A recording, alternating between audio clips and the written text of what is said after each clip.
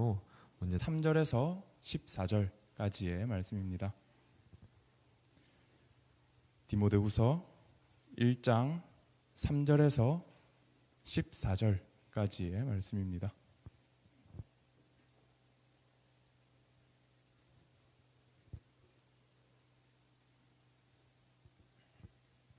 디모데후서 1장 3절에서 14절 다 찾으신 줄로 알고 천천히 한 목소리로 읽도록 하겠습니다.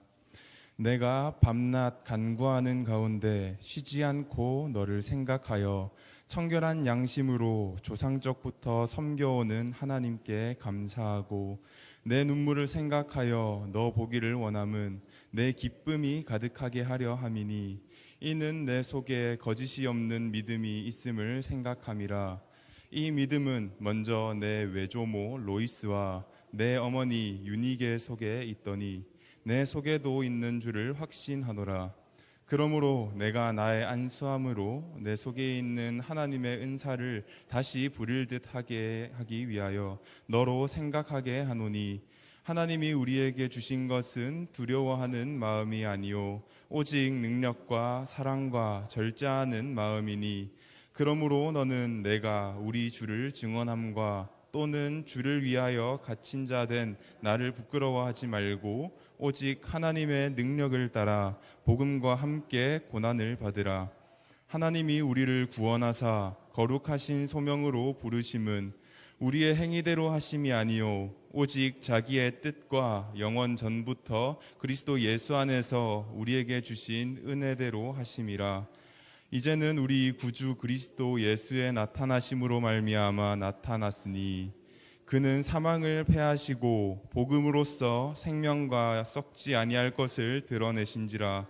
내가 이 복음을 위하여 선포자와 사도와 교사로 세우심을 입었노라. 이로 말미암아 내가 또 이 고난을 받되 부끄러워하지 아니함은 내가 믿는 자를 내가 알고 또한 내가 의탁한 것을 그날까지 그가 능히 지키실 줄을 확신함이라. 너는 그리스도 예수 안에 있는 믿음과 사랑으로서 내게 들은 바 바른 말을 본받아 지키고 우리 안에 거하시는 성령으로 말미암아 내게 부탁한 아름다운 것을 지키라. 아멘. 오늘도 이렇게 말씀의 자리 가운데 찾아오신 성도님들을 환영하고 축복합니다. 주변을 보면서 함께 한번 인사할까요? 사랑합니다. 축복합니다. 감사합니다. 귀한 말씀 잘 들읍시다. 요즘 개인적으로는 시간이 참 빨리 간다라고 조금 느끼는 것 같습니다. 어느 순간 길거리에는 보이지 않았던 꽃이 처음 보는 꽃이 또 펴 있기도 하고 또 몇몇 꽃들은 자신이 봄 가운데 펴놨던 그 꽃들을 접고 또 여름을 맞을 준비를 하기도 합니다. 아침에 길거리로 나가보면은 이 아이들이 학교에 등교하는 모습을 보이고 있고 또 정말 얼마 되지 않았던 것 같은데 이제 개학한다고 기뻐하기도 또 걱정하기도 했던 그 아이들이 지금은 열심히 학교에서 생활을 하면서 중간고사를 준비하고 있는 그러한 모습을 보고 있습니다. 시간은 정말 빠르게 흘러가는 것 같습니다. 이때 이 시간을 어떻게 사용할 것인가? 이것은 앞으로의 인생에 있어서 정말로 중요한 선택의 순간입니다. 그리고 이 선택을 위해서 저희는 목표를 세우기도 합니다. 아이들은 이 새로운 학년 그리고 새로운 학기가 시작할 때 학교에서 이런 것을 조사한다고 합니다. 진로 희망 조사를 반드시 실시한다라고 합니다. 저도 마찬가지로 학생 시절 때 이 진로 희망 조사를 했었습니다. 정말 다양한 꿈을 이 학생들은 꾸게 됩니다. 카카오톡에 들어가 보면은 나의 과거 학교 생활이 어땠는지에 대해서 이제 학교 생활 기록부를 이 카카오톡에서 확인을 할 수가 있습니다. 네.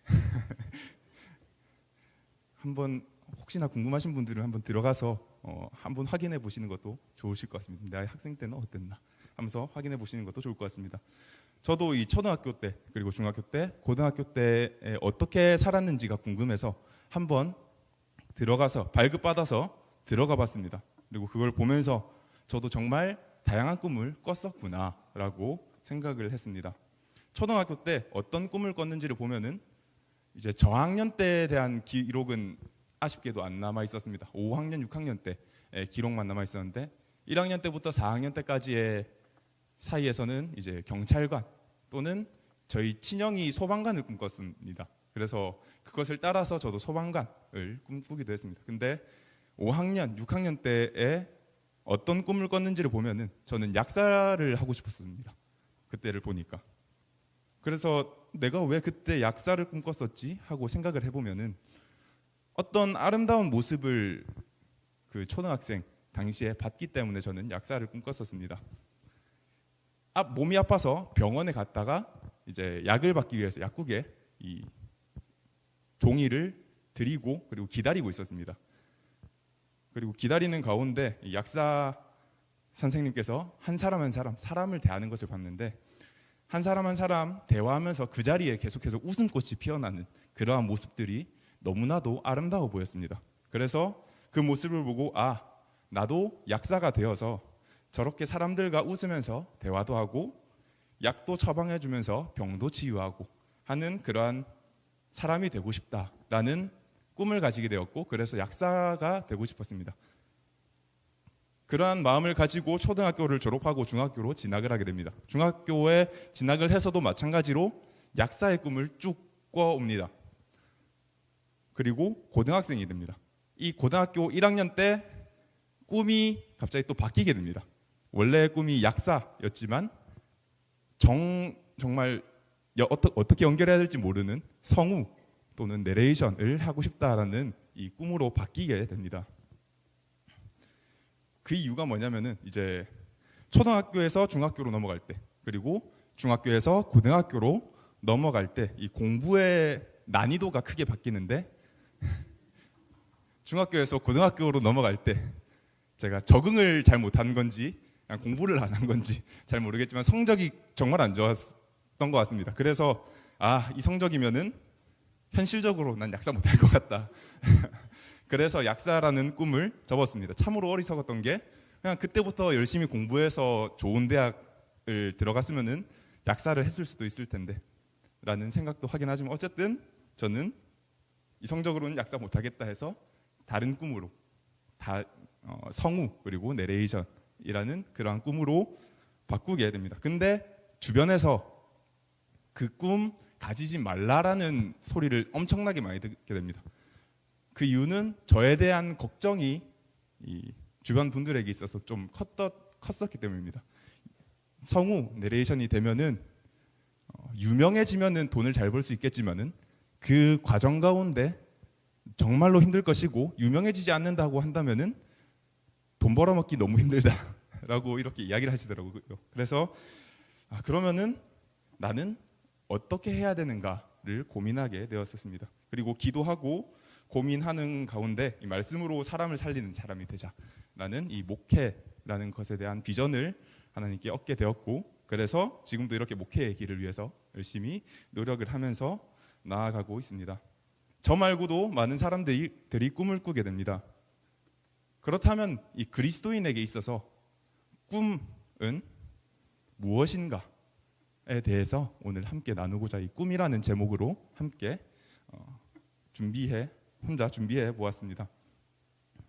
오늘의 말씀 이 디모데후서는 바울이 로마의 감옥 안에서 디모데에게 쓴 편지입니다. 1장부터 4장까지의 말씀을 요약하면은 1장에는 복음을 지키라는 부탁, 그리고 2장에서는 복음을 위하여 고난을 받으라라는 부탁, 3장에서는 복음 안에서 계속 거하라라는 부탁, 4장에서는 복음을 전파하라는 부탁을 이 바울은 디모데에게 합니다.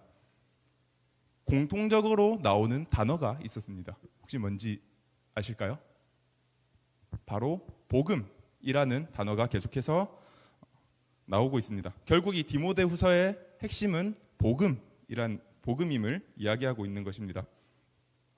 오늘 말씀 6절을 보면은 나오듯이 바울은 디모데에게 안수를 했던 때를 상기시키고 있습니다. 디모데가 사역자로서 사역을 잘할 수 있도록 격려하고 있는 이 바울의 모습이 오늘 말씀에서 등장을 하고 있습니다.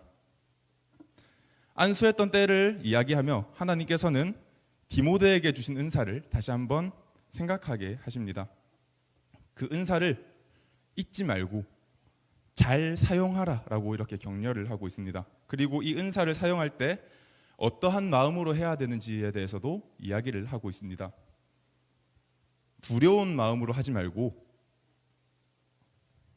라고 나와 있습니다. 이 오늘 말씀에서 두려워하는 으로 해석된 이 헬라어는 데일리아스라고 하는 헬라어 단어를 사용하고 있는데, 이 단어는 의기소침해 있거나 하는 짓이 떳떳하지 못하고 용감하지 못한 비겁한 상태, 그러한 상태를 의미하는 단어가 이 데일리아스입니다.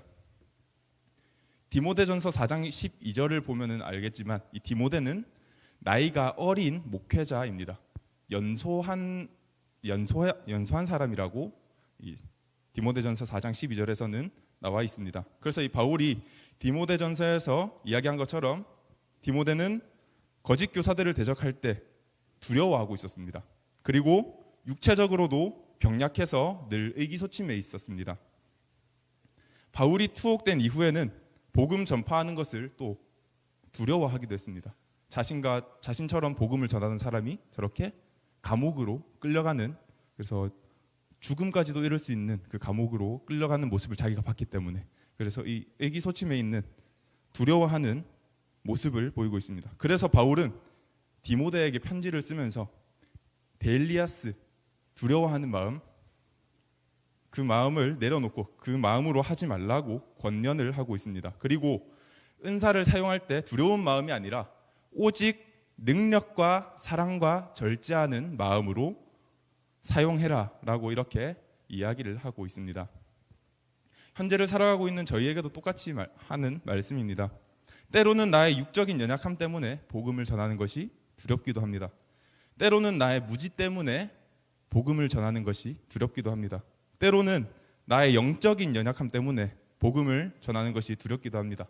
또 때로는 세상이 그리고 환경이 두려움으로 다가오기도 하고 주변 사람들이 보는 그 시선이 저희를 두렵게 하기도 합니다. 그러나 바울은 분명하게 이야기를 합니다. 하나님께서 주신 은사를 사용할 때 두려워하는 마음으로 사용하지 마라. 하나님께서 주신 은사를 오직 능력과 사랑과 절제하는 마음으로 해라. 이렇게 이야기를 하고 있습니다. 하나님께서 주신 은사는 능력의 하나님을 바라보면서 사용해야 합니다.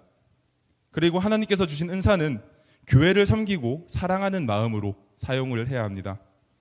하나님께서 주신 은사는 자제하고 질서 있게 사용해야 합니다. 이것이 하나님께서 주신 은사를 사용하는 자세이며 마음임을 오늘 바울은 이렇게 이야기를 하고 있는 것입니다. 이 자세와 마음을 가지고 저희는 저희의 자리에서 하나님께서 주신 은사로 담대함으로 또 나아가야 하는 것입니다. 바울은 복음을 담대하게 전했습니다. 이 말을 스스로가 아주 잘 지키고 있었습니다. 로마서 1장 16절에 이렇게 기록되어 있습니다. 내가 복음을 부끄러워하지 아니하노니 이 복음은 모든 믿는 자에게 구원을 주시는 하나님의 능력이 됨이라. 먼저는 유대인에게요 그리고 헬라인에게로다. 로마서 1장 16절에 나오는 것처럼 바울은 복음을 전혀 부끄러워하지 않았습니다.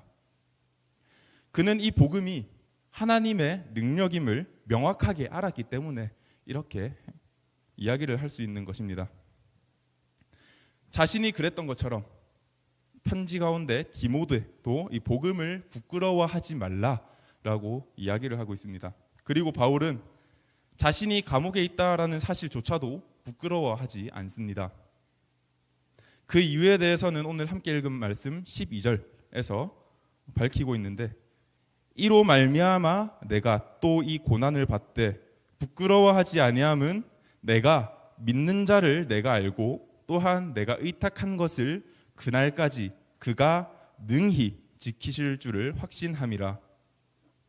아멘. 이 말씀 가운데 나오는 고난, 바로 로마의 감옥에 갇혀 있는 그 고난을 의미하고 있습니다.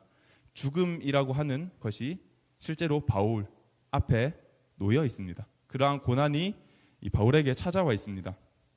그리고 감옥에 갇혀 있으면은 부끄러워할 만도 합니다. 왜냐하면은 세상에서 말하는 그 법을 지키지 않았기 때문에, 그래서 감옥에 투옥된 것이기 때문에 어찌 보면은 정말 부끄럽고 수치스러운 것으로 여길 수도 있지만, 바울은 전혀 그렇게 이야기하지 않습니다. 죄수의 신분을 부끄러워하기는커녕 그리스도의 흔적을 지니고 있는 것으로 생각하고 감사함으로 나아가고 있습니다. 복음을 위해서 고난을 받고 있기 때문에, 복음을 위해서 살고 있기 때문에 바울은 이렇게 이야기를 할 수 있는 것입니다. 하나님은 바울이 하나님께 맡긴 자신의 생명, 그리고 자신과 관련된 모든 것을 보호하실 것이다. 그것도 능히 보호하실 것이다 라는 것을 확신하고 있었습니다. 그래서 그는 감옥에 있는 것조차도 훈장으로 여기고 감사함으로 나아가고 있습니다. 바울은 자신이 감옥에 있는 것을 부끄러워하지 않는 것처럼 디모데, 너도 부끄러워하지 말라라고 이야기를 하고 격려를 하고 있습니다. 그리고 하나님의 능력을 따라서 복음과 함께 고난을 받기를 격려하고 있습니다. 바울이 고난을 감내할 수 있는 이유, 그것도 하나님의 능력을 따라서 복음과 함께 고난을 받기 때문에 이 바울은 고난을 감내할 수 있었습니다. 하나님의 능력을 받아야만 복음을 위한 고난을 감내할 수 있습니다. 그리고 이렇게 그리스도의 고난에 참여할 때 저희는 그리스도의 영광에 함께 참여할 수가 있습니다. 로마서 8장 17절에 이렇게 기록되어 있습니다. 자녀이면 또한 상속자, 곧 하나님의 상속자요 그리스도와 함께한 상속자니 우리가 그와 함께 영광을 받기 위하여 고난도 함께 받아야 할 것이니라. 아멘. 바울이 디모데에게 이야기했던 것처럼 복음을 부끄러워하지 말고 오직 하나님의 능력을 따라 복음과 함께 고난을 받아야 된다. 이렇게 이야기하고 있습니다. 저희도 그렇게 복음과 함께 고난을 받으시길 바랍니다. 그래서 하나님의 자녀답게, 그리고 하나님의 상속자답게 그리스도와 함께 영광을 받으시길 바랍니다. 9절에 나오는 것처럼 하나님께서는 저희를 구원하셨습니다. 그리고 10절에 나오는 것처럼 예수님은 사망을 패하시고 복음으로써 생명과 썩지 아니할 것을 드러내셨습니다. 예수님은 육체와 영혼의 영원한 사망을 모두 패하셨습니다. 참된 구원을 저희에게 선물로 주신 것입니다. 그뿐 아니라 저희를 거룩한 부르심에 부르고 계십니다. 거룩하다라는 것은 구별되었다라는 의미를 가지고 있음을 또 성도님들은 잘 알고 계실 것입니다. 거룩하신 소명으로 부르셨다라는 것은 세상에서 말하는 것과는 다른 그러한 소명으로 저희를 부르셨다라는 것을 의미하고 있습니다. 그래서 저희의 행위 그리고 저희의 공로, 저희의 노력에 기초한 것이 아니라 오직 하나님께 기초한 것입니다. 저희는 너무나도 부족하고 너무나도 연약합니다. 부를만 해야지 부를 텐데 그러지 못한 게 저희입니다. 그럼에도 불구하고 하나님의 거룩하신 뜻과 영원 전부터 그리스도 예수 안에서 저희에게 주신 은혜로 인하여 저희를 구원하시고 그리고 거룩하신 부르심에 부르셨다라는 것은 너무나도 큰 은혜인 것입니다. 그렇기 때문에 저희는 주님의 구원에 그리고 주님의 부르심에 겸손함으로 그리고 감사함으로 반응하며 온전히 순종하며 부르심에 합당한 삶을 살아가기 위해서 더욱더 노력해야 합니다. 이 합당한 삶이 어떤 삶인가에 대해서는 또 바울은 11절 이후에 계속해서 이야기를 하고 있습니다. 먼저 바울은 선포자로 그리고 사도로 교사로 세우심을 입었다라고 밝히고 있습니다. 선포자, 그것은 하나님의 복음을 무조건 널리 선포하는 그 사명을 가진 자를 이야기합니다. 사도, 특별한 사명을 위해서 하나님으로부터 파송된 사람으로 하나님의 대리자를 나타내는 말입니다. 교사, 복음의 진리를 가르치는 직분을 맡은 자입니다. 이 세 가지 직분을 바울은 가지고 있음을 스스로 밝히고 있습니다. 결국 이 부르심에 합당한 삶을 삶이 무엇인가에 대해서는 바울은 복음을 위한 삶이라고 이야기를 하고 있는 것입니다. 복음을 전하는 사명을 감당해라라는 의미를 가지고 있습니다. 바울은 이것을 위해서 최선을 다했습니다. 하나님께서 세우셨기 때문에 그는 최선을 다해서 이 사명을 합당한 삶을 위해서 열심히 노력했습니다. 심지어 이 삶을 살다가 감옥에 갇히기까지 합니다. 그리고 로마의 감옥 가운데 갇혀 있는 상황 가운데서도 최선을 다합니다. 그래서 여러 곳에 편지를 써서 이렇게 편지를 보내는 일까지도 합니다. 복음을 위해서 어느 곳에 있든지 언제든지 최선을 다하는 이 바울의 모습을 스스로의 행동과 스스로의 삶으로 보여주고 있습니다. 이 글을 보는 디모데는 예수님 안에서 믿음과 사랑으로서 바울에게 들은 바른 말을 본받아서 지켜야 된다라고 이 바울은 권면하고 있습니다. 바울은 자신의 행동 그리고 자신의 삶으로 어떻게 살아야 할지 참되게 본을 보이고 있습니다. 디모데는 그 본을 본받아서 자신의 힘이 아니라 주님의 힘으로 행함으로 나아가야 합니다. 바울로부터 받은 이 귀한 보물, 복음을 지키고 그리고 이 복음을 전파할 책임, 이것이 디모데에게 전해졌습니다. 당시 사회적인 상황을 보면은 복음을 부패시키려는 거짓 선생들이 너무나도 많았다라고 아까 말씀을 드렸습니다. 그래서 이 디모데는 복음을 지키기 위해서, 복음의 순수성을 지키기 위해서 노력하는 그러한 사명이 이 디모데에게는 있었습니다.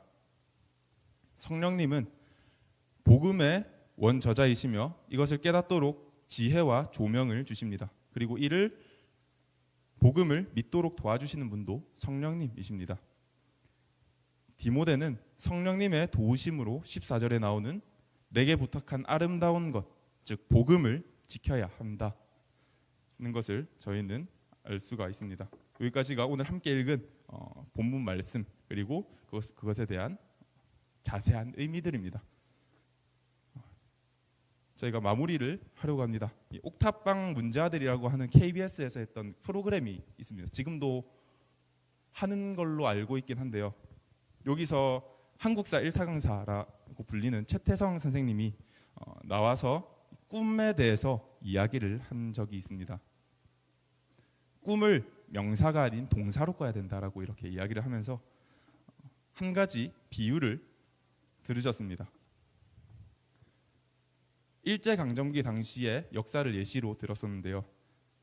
저희가 흔히 을사오적이라고 부르는 5명의 사람이 있습니다. 학부 대신인 이완용, 내부 대신인 이지용, 군부 대신인 이근택, 농상부 대신인 권중현, 외부 대신인 박재순. 이 5명이 가지고 있는 공통점이 있었습니다. 그들은 모두 판사 출신이었다라는 것입니다. 나라의 중책을 맡았던 엘리트 출신이었습니다. 국비를 지원하면서까지 유학을 보내고 양성했던 아주 귀한 인재들이었습니다. 그런 사람들이 선택한 길이 무엇이냐? 매국의 길이었습니다. 나라를 파는 선택을 했습니다. 이 을사오적을 이야기하시면서 다른 한 분도 같이 소개했습니다. 바로 박상진 선생님에 대해서 이렇게 이야기를 하고 계십니다.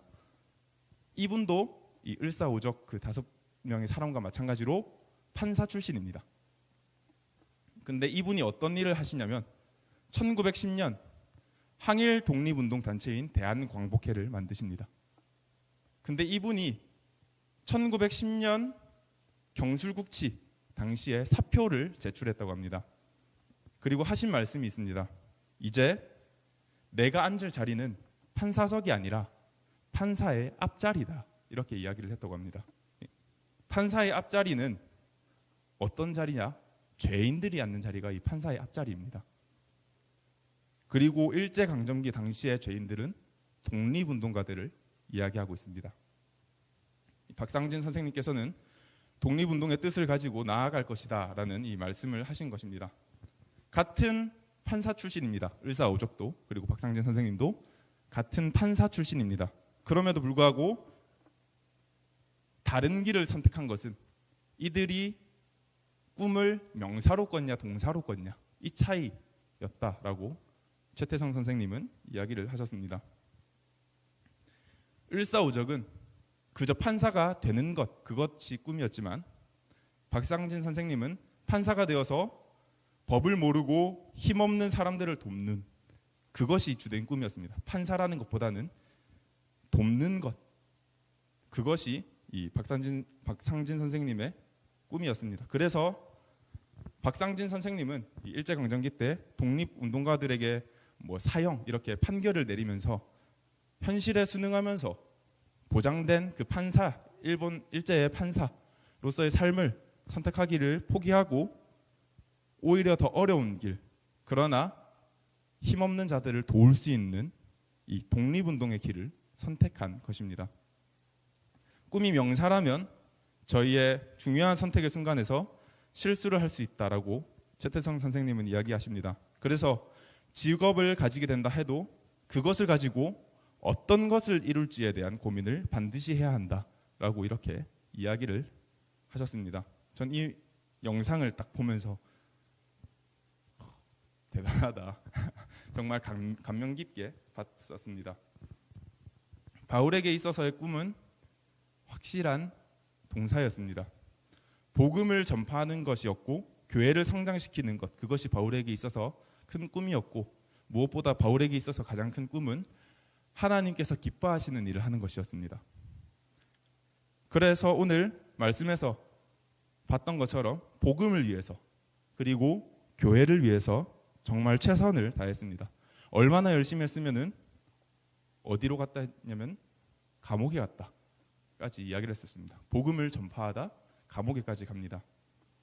그리고 감옥에서도 편지를 쓰며 자신이 없는 가운데서도 바른 복음이 더욱더 잘 전해질 수 있도록 노력하고 계속해서 자신의 후배들을 격려하는 그러한 모습을 보이기까지 합니다. 에베소에서 목회하고 있는 디모데에게도 편지를 쓰며 복음을 위해 그리고 교회의 성장을 위해서 최선을 다하는 모습을 바울은 보이고 있습니다. 예수님께 있어서의 꿈은 회복이었습니다. 사람과 하나님 간에 끊어진 그 다리를 연결하는 것 그것이 예수님께 있어서의 아주 귀한 사명이었고 꿈이었습니다. 그래서 이 땅 가운데 성육신 하심으로 오셔서 사람들과 함께 하셨고 그리고 복음을 바르게 선포하시고 많은 것들을 가르치시고 치유하시고 귀신을 내쫓으시는 그런 여러 가지 사역들을 감당하시고 심지어 십자가에 못 박혀 돌아가심으로써 하나님의 꿈을 실현시키십니다. 저희 사랑하는 명신교회 성도님들께 한번 여쭤보고 싶습니다. 성도님들께 있어서 꿈이 있으십니까? 그리고 한 명의 그리스도인으로서 어떠한 꿈을 가지고 계십니까? 한번 잘 생각해 보셨으면 좋겠습니다. 고린도전서 10장 31절부터 33절까지 이렇게 기록되어 있습니다. 그런즉 너희가 먹든지 마시든지 무엇을 하든지 다 하나님의 영광을 위하여 하라.